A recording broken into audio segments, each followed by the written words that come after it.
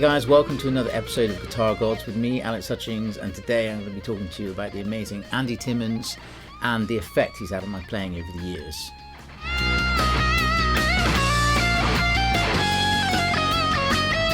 Stick around until the end because I'm going to be sharing with you a lick and a concept based upon Andy's amazing playing. Whilst you're here, why not give us a thumbs up and subscribe so you don't miss the next episode.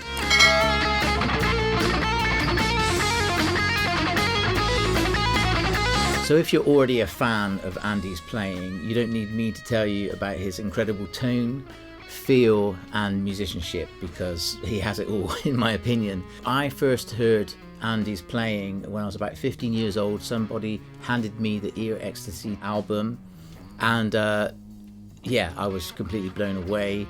The great rock feel that he has and jazz sensibilities also. I love the opening track, Carpe Diem. It's just a really great rocking track, great feel. Of course I love all the classics, Cry For You and all the rest of it. All Is Forgiven is also great, but I want to give a shout out to It's Getting Better. That track is so good it kind of made me feel sick in a good way. I mean, the bit where it goes clean at the end, I'd never heard a guitar with such a chewy tone, you know.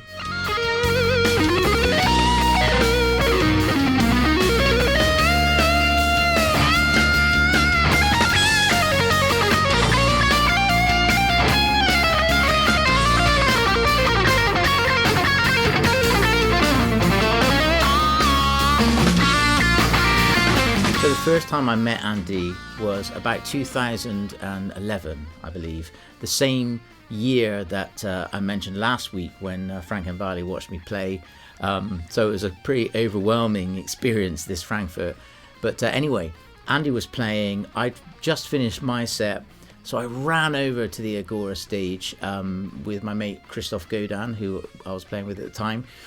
And he's like, come on, let's check him out. So I ran over and we just caught the first note and it was so amazing and I was quite overwhelmed and it genuinely brought a tear to my eye. I mean, I'm not even joking, genuinely. So it shows what music can do, you know, and I was so moved and I don't know, everything came together. I was so excited and just thrilled to be there to see this guy that I'd looked up to for so many years, you know. And then Christophe was like, man, I'll introduce you. So we found our way backstage and I said to Andy that, man, that was beautiful. You know, it genuinely brought a tear to my eye. Now, here's a separate point. Because Andy is such a humble chap, he actually said, oh man, I bet you say that to all the guys. And I think, you know, that was his humble way of deflecting the compliment.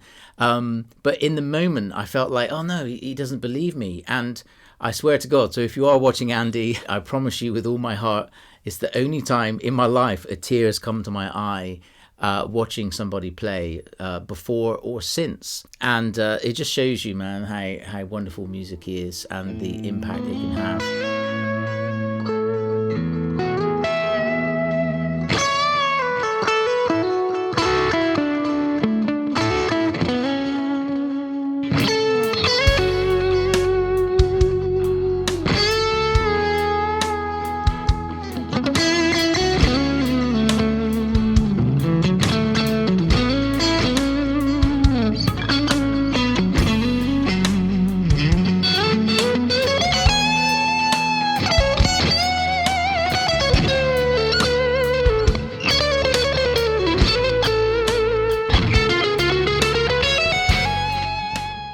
We have actually bumped into each other on a few other occasions, but I'm not sure if Andy quite remembers me or anything, which is completely cool. I wouldn't expect him to, but yeah, man, I just really respect his playing and his feel, and I sort of strive to feel music in the same kind of way because I think he feels music so deeply and wonderfully.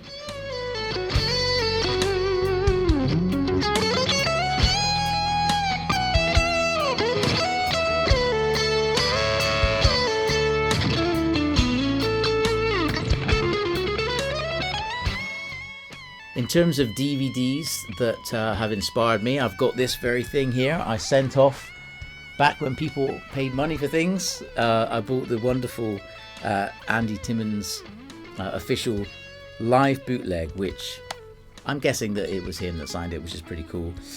So yeah, I love this.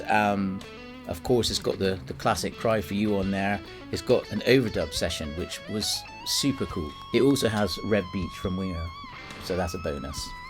Another concert where I think Andy's just on fire is the 90th anniversary of Ibanez. Paul Gilbert is on there, Steve Vai as well, Simon Phillips on drums.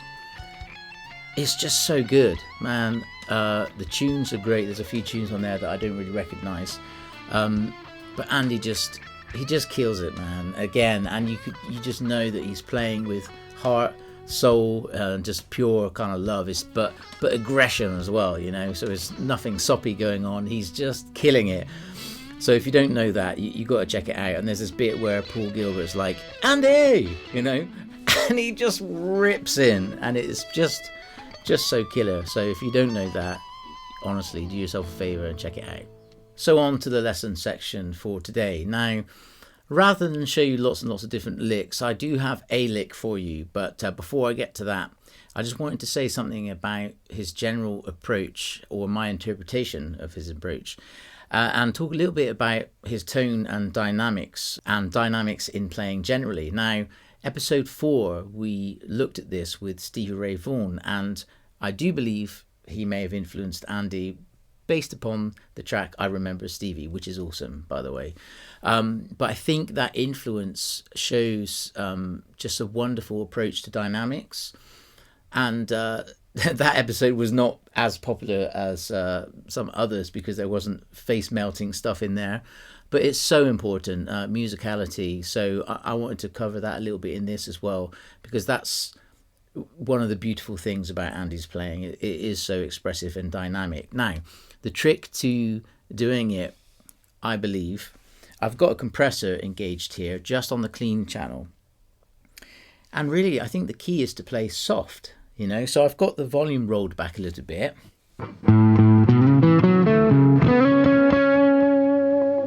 So that was me playing extremely soft. If I play the same kind of phrase but dig in a little bit more, have a listen. Now if I do the same thing and turn the volume up, I'll do it soft and then dig in a bit more. Listen to how the tone changes. So once again, a bit harder.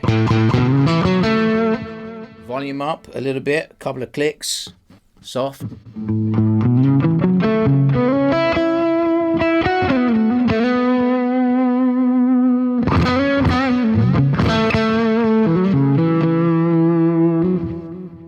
As I'm digging in, it kind of breathes a little bit more. So I'm going to keep going, turning it up, and then I'm on position 4 at the moment. At some point I'll flick it back and get a bit more kind of aggression out of it. Same sound, not touching the pedals or the amp.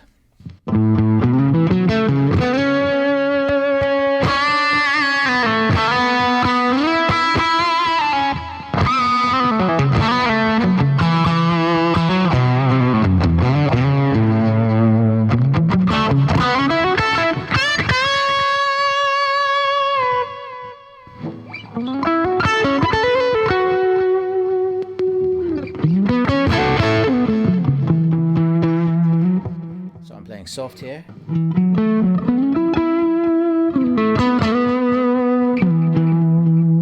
bit harder with the volume up.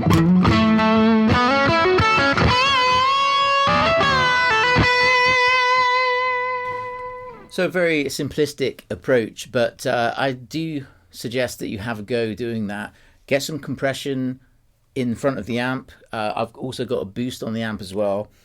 And experiment playing soft, digging in, different pickup positions, and yeah, no backing track. Just try to extract something with the guitar, and you can get like a real cool conversation going on.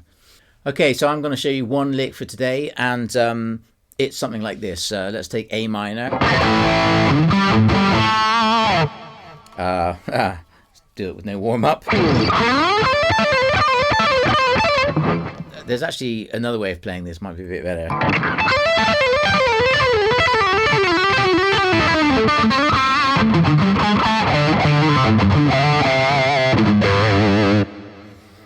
So you can either pick it or use the sort of hybrid finger technique, something like this.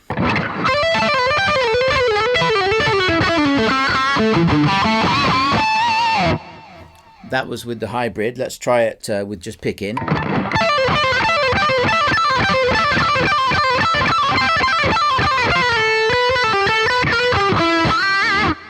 Messed up a little bit there, but anyway. So yeah, they both have a different sound. So yeah, let me show you it down here on the G and D string. So it's very simply based on a sort of A minor arpeggio.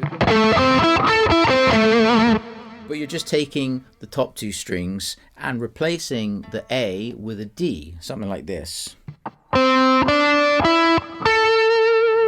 Okay, and I would hammer on those. And then pick the top A.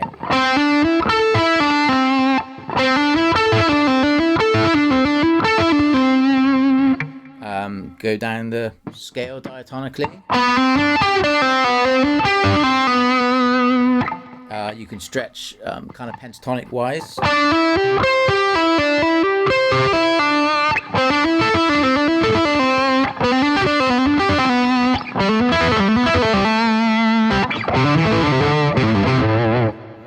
Of course, you can do it on the top strings. I'm playing in fourths today, so if you're in standard, you just have to go 1 fret higher than what I'm doing. So, for example, here, you would play it here. So exactly the same, just 1 fret different.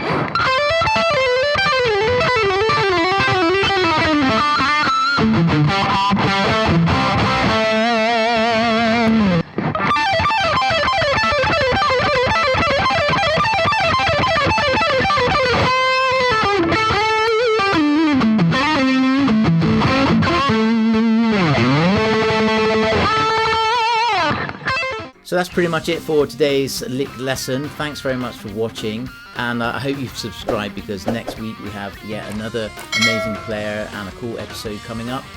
So look out for that one, and I'll see you there.